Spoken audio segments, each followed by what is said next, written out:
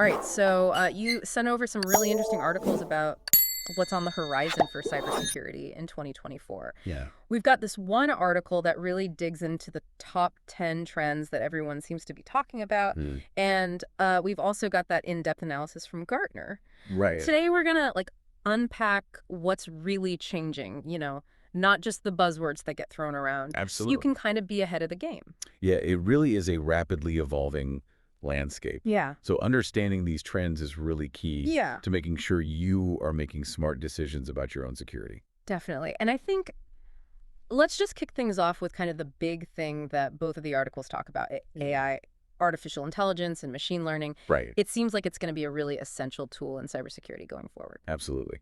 It's almost like having a digital detective that never sleeps, Right.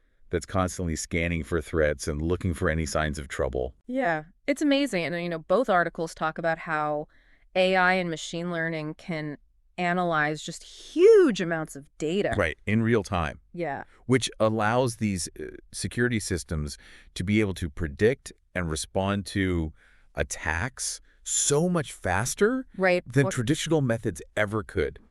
It's wild. It really is a game changer. Yeah, like a constantly evolving defense system that learns and gets smarter and more effective over time. Exactly. That's pretty cool. But Gartner, in their analysis, Yeah. they highlight kind of a looming threat that comes along with all this, the Oh, threat of quantum computing. yeah, that's a big one. They're saying it could completely change the game and not necessarily for the better.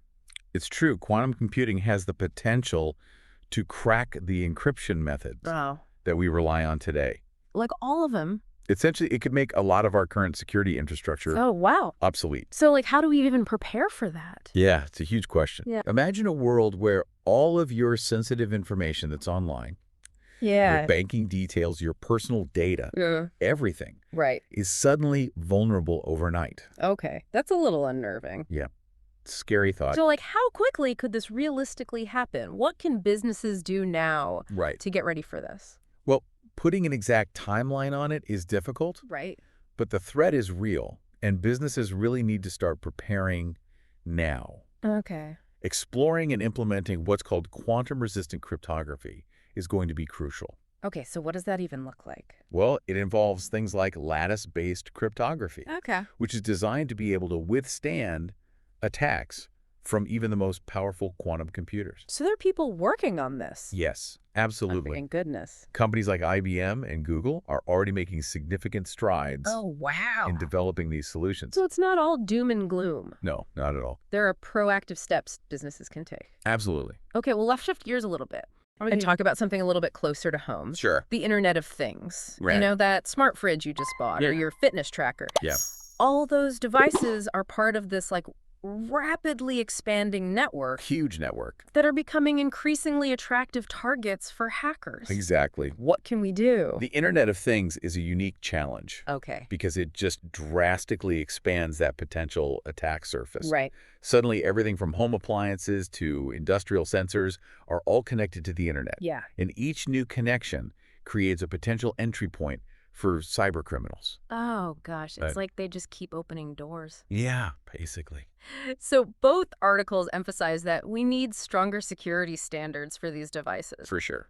It's like we need a digital equivalent of a safety label, Mhm. something that assures consumers that their smart gadgets are secure. Absolutely. Yeah. We need to see universal encryption standards, Okay. mandatory security certifications for any new devices that come out, Right. and much better security practices implemented at the manufacturing level. Oh, wow. So from the ground up. Yes, from the very beginning. Gartner specifically calls out something called data decoupling Yeah. as a key solution to address privacy concerns. It's a really important concept. So what is data decoupling? Essentially, it's about separating that sensitive data Okay. from the less critical information, making it much harder to steal even if a device is compromised. So it's kind of like having separate vaults Yes. for different types of information. That's a great analogy. It's like your financial data would be locked away in a high security vault, Right. and then your everyday data is stored somewhere that's maybe a little less secure. Exactly. The idea is to isolate that sensitive data. Okay.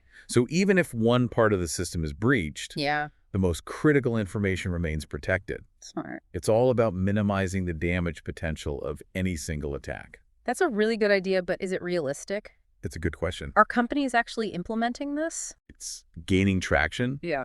but there are still significant hurdles to overcome. Like what? Implementing these security measures can be really complex and expensive, Yeah. especially for smaller businesses that may have limited resources. Right. They've got a lot of other things they have to worry about, too. Exactly. But I guess as we see more of these like high-profile attacks Yeah. that are targeting these IoT devices, Yeah. the need for something as robust as data decoupling Right. is just going to become unavoidable. It's going to become essential. Yeah, it's like a wake-up call. It is. These attacks are becoming more frequent Yeah. and way more sophisticated than they used to be. Absolutely.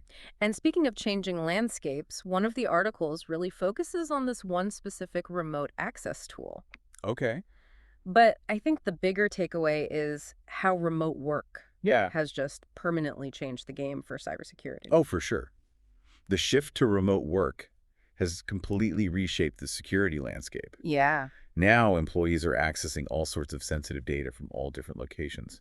Right. From their kitchen table or Exactly, coffee shop. often on their own personal devices as well. Yeah, and Mhm. all those things create just a whole new set of vulnerabilities that I feel like traditional security models just weren't really designed to address. They weren't. So how do we even start to tackle this? Well, Gartner talks a lot about zero trust security. Yeah, zero trust.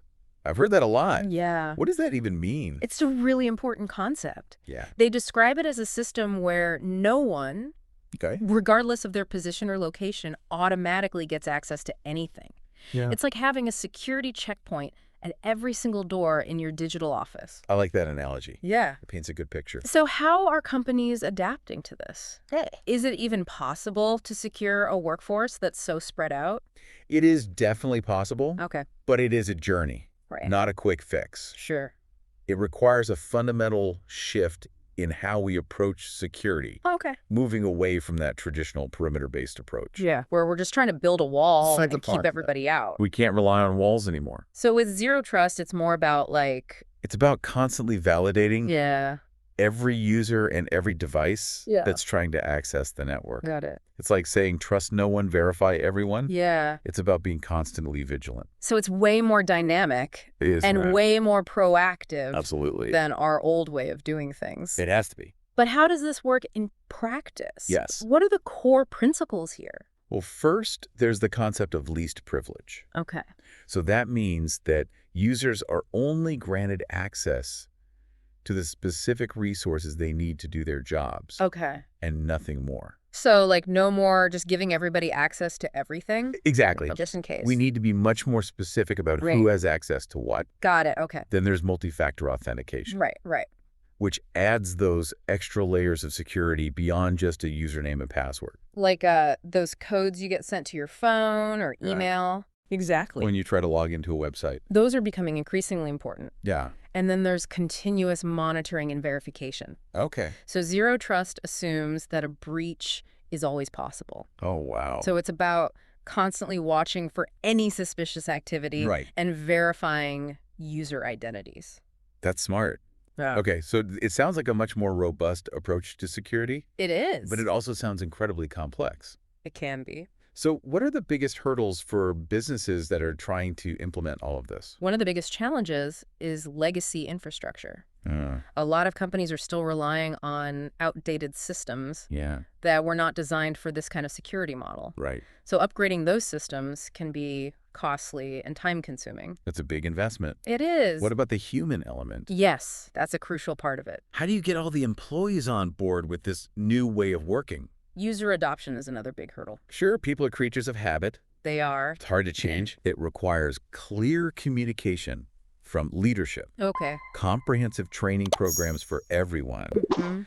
and ongoing support to make sure everyone understands the importance of zero trust Yeah. and how to work within this new framework. It sounds like it's as much a cultural shift It as is. it is a technological one. You need to build a culture of security awareness Right. throughout the entire organization. Yeah. So zero trust can't just be something that the IT department implements. Exactly. It has to be something that everyone buys into Everyone needs to be on board. and understands. Yes. Okay, so that's a lot to think about when it comes to zero trust It is a big shift. and the changing landscape of work. Yeah. but I think it's really important. Absolutely. It's essential for the future of cybersecurity. Yeah, and it's going to be interesting to see how this all evolves. For sure.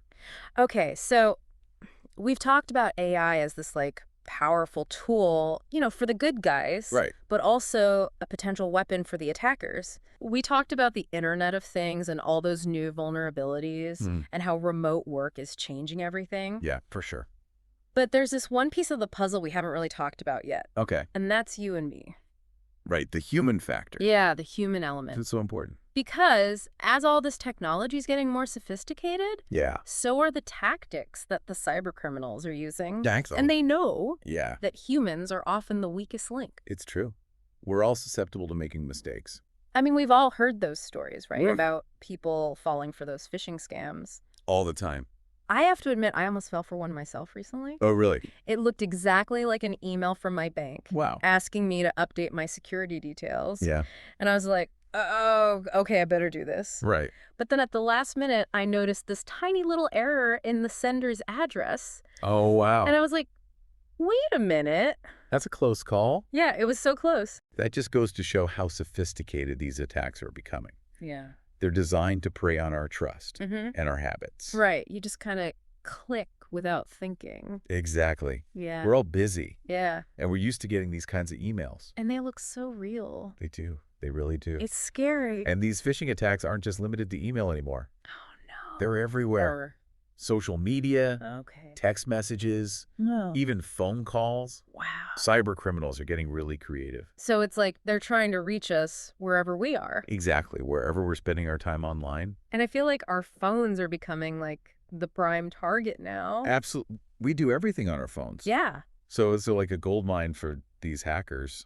Think about all the information we have on there. Our Yeah. banking apps, Mhm. social media photos. Emails. Yeah, emails, everything. Even our location data. Yeah, it's a little scary to think about. It is. So what can we do to like better protect our mobile devices? Well, first and foremost, be really cautious about what you download. Oh, Stick okay. with the official app stores. Right. And avoid downloading apps from those like untrusted third-party sources. It's kind of like being careful about what food you eat. That's a good analogy. You wouldn't eat something that looked suspicious. Right. Or came from a questionable source. Exactly the same principle applies to apps. Yeah. Okay, I like that. And just like you'd wash your hands before you handle food, Yeah.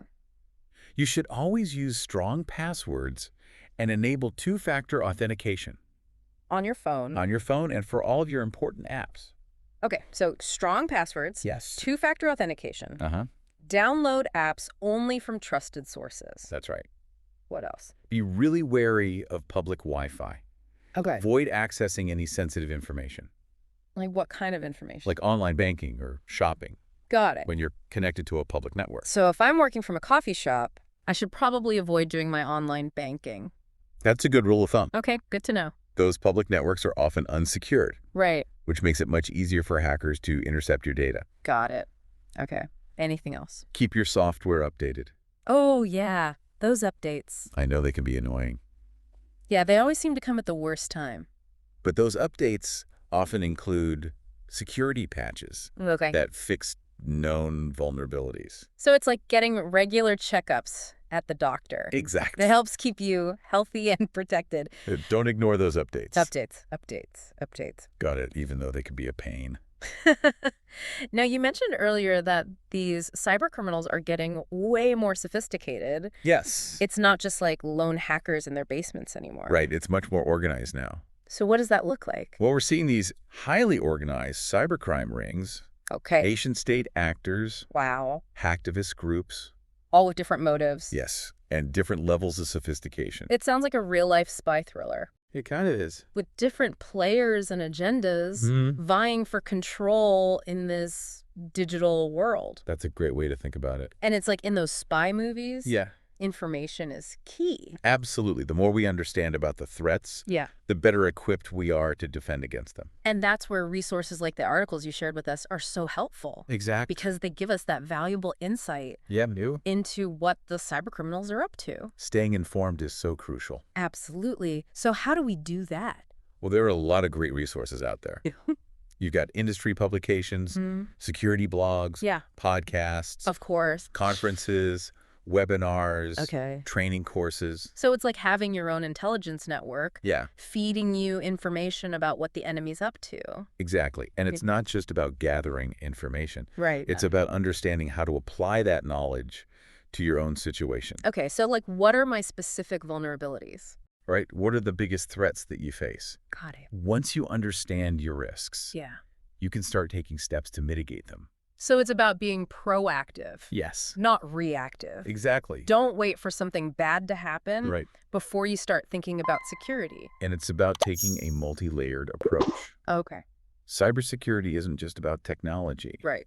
It's also about people, processes, and policies. Yeah, I remember Gartner talked about that. Yeah. They really emphasized the need to build a strong cybersecurity culture. Mm-hmm. Within organizations? It's not just about having the latest and greatest security software. No. It's about creating a culture Yeah. where everyone understands the importance of security Right. and takes responsibility for protecting their own data and the organization's data. So it's like creating this human firewall I love that analogy. where everyone in the organization is Yeah. trained to spot those potential threats. Everyone's a part of the security team. Yeah. Exactly. And that applies to individuals as well, right? Absolutely. We all need to be more mindful of our own cybersecurity hygiene. Cybersecurity hygiene. I like that. Yeah, it's like taking care of your digital health. So what does that involve? Well, we need to treat our digital lives Okay. with the same care and attention that we give to our physical lives. Okay. Lock your doors, Yeah. wash your hands, Okay. and be mindful of your digital footprint. Speaking of digital footprints, let's talk about something that's been getting a lot of attention lately. Right. Blockchain. Blockchain. We've all heard of Bitcoin, Right. but like how does blockchain technology actually impact cybersecurity? Well, blockchain has the potential to be a real game changer in cybersecurity. Okay. So it's not just about cryptocurrency. No, not at all. There are like real world applications. Absolutely. One of the articles highlights its use in creating these tamper-proof records, Okay. building more secure ID systems, Mm-hmm. and even protecting those vulnerable IoT devices that we were talking about earlier. Okay. So can you give us some more specific examples? Sure. So, for example, some companies are using blockchain to secure supply chains, Okay.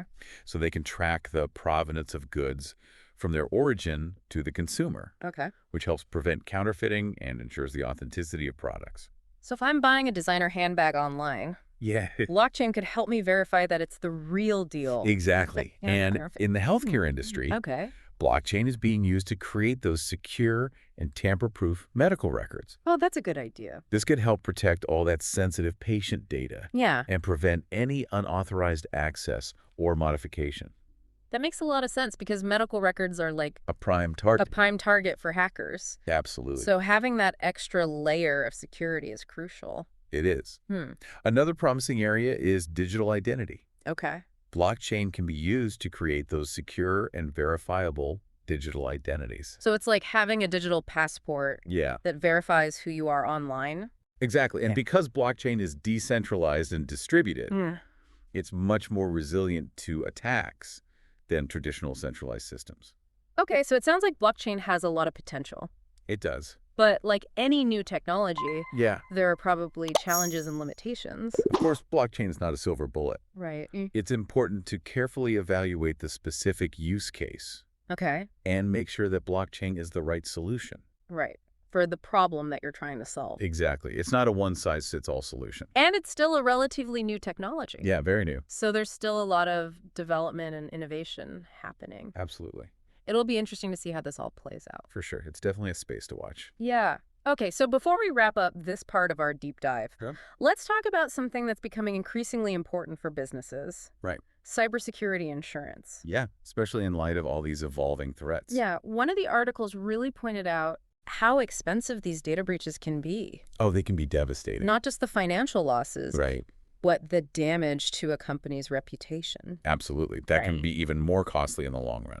It's true. We hear about these massive data breaches all the time, Mm-hmm. and the costs are just staggering. It can be millions or even billions of dollars. And it's not just about the immediate financial impact. Right. It's the long-term damage to a company's brand Yeah. and the trust that they've built with their customers. It can take years to rebuild that trust. And it's really hard to come back from. It is. So that's where cybersecurity insurance comes in. Yeah, it can be a real lifesaver. It can help organizations kind of mitigate those financial Uh-huh. risks associated with a cyber attack. Right. And it can also provide support Yes. in responding to a breach and recovering from it. Absolutely. It's like having a team of experts on call. So it's like a safety net, Exactly. providing some financial protection Mm. in case the worst happens. It gives you peace of mind knowing that you're not alone. But I imagine it's not just a matter of buying any cybersecurity insurance policy. No, definitely not. There are different levels of coverage Yeah. and all sorts of things to consider. Cybersecurity insurance policies can vary widely Yeah. in terms of coverage, deductibles, and premiums. So businesses really need to work closely Yes. with insurance brokers who specialize in this. They need to find someone who understands the cyber landscape. Yeah, it's important to do your research Absolutely. and find an expert who can guide you through the process. It's an investment worth making. So what are some of the key things that businesses should be thinking about? Well, first and foremost, they need to understand their own risk profile. Okay. What kind of data do they handle? Yeah. What are their potential vulnerabilities? Right. What are the potential costs associated with a breach? So it's about knowing yourself, Yes. knowing your enemy, Hmm. and then finding the right armor to protect yourself. I love that analogy. And it's not just about buying a policy and forgetting about it. No, definitely not. Businesses need to actively manage their cyber risks. Right. They need to be proactive. So it's an ongoing process, Absolutely. not a one-time fix. Cybersecurity is a journey, not a destination. I like that. It's about continuously assessing your risks, Yeah, implementing those appropriate security measures, right. and working closely with your insurance provider. To make sure you have the right coverage in place. Exactly. And, one thing that's becoming increasingly common Okay, what's that? is for insurance providers to require businesses to meet certain security standards Oh, interesting. in order to even qualify for coverage. So it's almost like getting a discount on your car insurance for being a safe driver. Yeah, that's a great way to put it. The better your cybersecurity hygiene, Right. the lower your insurance premiums are likely to be. Exactly. It creates a positive feedback loop. I like that. It incentivizes businesses to invest in cybersecurity Yeah. and improve their overall security posture. So it's a win-win for everyone involved. It is. Businesses get better protection. Mm. Insurance providers reduce their risk. Yes. And ultimately, consumers benefit from a more secure digital ecosystem. That's the goal, right? Right. A safer and more secure digital world for everyone. Absolutely. So we've covered a lot of ground in this part of our deep dive. We have. We've talked about the human element of cybersecurity, Mm-hmm. the evolving threat landscape.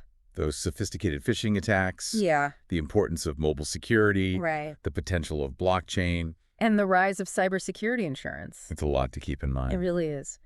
But we're not done yet. Oh, no. We've got one more part of this deep dive to go. All right. So stay tuned for even more insights and analysis. Well, we've covered a lot of ground in our deep dive into what's next for cybersecurity. Yeah, we really have. It's a complex landscape. Yeah. And it's changing so rapidly. It is. But hopefully Yeah. we've given our listeners some things to think about. I hope so. Some of the key trends and challenges that are out there. Absolutely. Just to kind of recap, we talked about Right. AI and quantum computing, the Internet of Things, Yes. the move to remote work, For sure. all those increasingly sophisticated phishing attacks, Absolutely. the importance of mobile security. Right. We even touched on the skills gap Yeah. and the potential of blockchain That's right. and the rise of cybersecurity insurance. It's a lot to keep track of. It really is. But I think one of the most important things that we've talked about Yeah. is that cybersecurity is everyone's responsibility. Absolutely. It's not just something for the IT folks to worry about. It's something that we all need to be thinking about. Yeah, in our daily lives. We all have a role to play Definitely. in creating a safer and more secure digital world. So let's kind of bring it all together for our listener. Okay. What are the key takeaways here? Okay. If they only remember 3 things from this whole deep dive, what should those 3 things be? First and foremost, be proactive. Okay, so be proactive. Don't wait for a security breach to happen before you start thinking about cybersecurity. Right. Take the time to understand the risks, Yeah. assess your vulnerabilities, and implement those appropriate security measures. Okay, proactive check.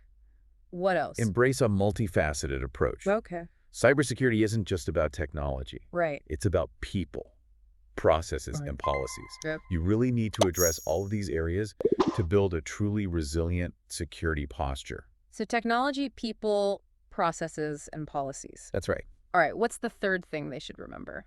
Stay informed. Stay informed. The threat landscape is constantly evolving, Right, it never stops. so it's crucial to stay up to date on the latest threats and vulnerabilities. Okay, so how do people do that? Read industry publications, Mm-hmm. follow security blogs, Okay, listen to podcasts, of course. attend conferences, Right. whatever works for you. Right. Find the thing that keeps you interested. But the key is to keep learning and adapting. Okay, so be proactive.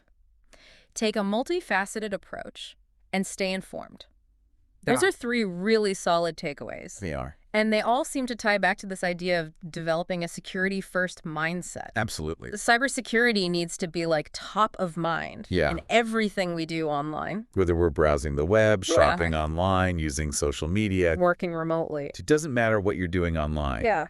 You need to be aware of the risks Okay. and take those steps to protect yourself. It's like building good habits. It is like developing a sixth sense, Right. an awareness of those potential threats. Yeah, and a healthy skepticism of Like- anything that seems a little too good to be true. If it sounds too good to be true, it probably is. Yeah, exactly. So as we wrap up this deep dive, Yeah. we want to leave our listener with one final thought. Right. What aspect of cybersecurity are you most interested in exploring further? It's a great question. Yeah, and what steps can you take Mhm. to enhance your own cybersecurity? Remember, knowledge is power. Yeah. The more you understand about cybersecurity, Right. the better equipped you'll be to navigate the digital world safely and securely. I completely agree. And hopefully this deep dive has given our listeners the information and insights they need Yes. to stay ahead of the curve. Stay safe out there. Be smart. Yeah. Thanks for joining us. Thanks for having me.